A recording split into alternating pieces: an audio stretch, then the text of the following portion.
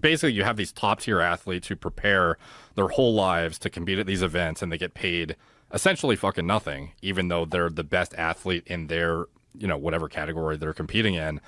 And they'll be like essentially robbed and have less monetization capacity than the entire event that basically oversees and has like a monopoly on it.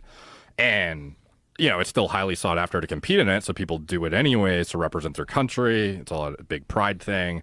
We've talked about the people who said they would take years off their life to win a gold. That's still very much a thing, but it's like we've also seen massive corruption among, the testing organizations, certain countries getting around, like the Sochi Olympics, for example. Icarus, great documentary to watch about that. Yeah.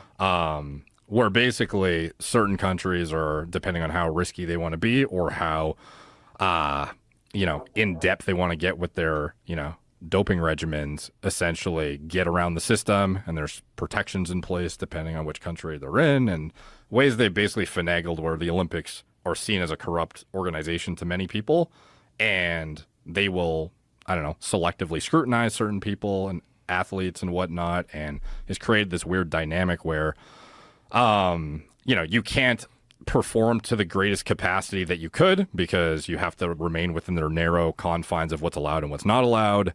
And then also that could be at the detriment even of your recovery capacity. Like there's a lot of compounds that you should be able to use even for recovering from injuries that are on the WADA banned substance list that make no sense to be on there. Like even recently BPC 157 was added, which is fucking crazy when it's like essentially bioidentical.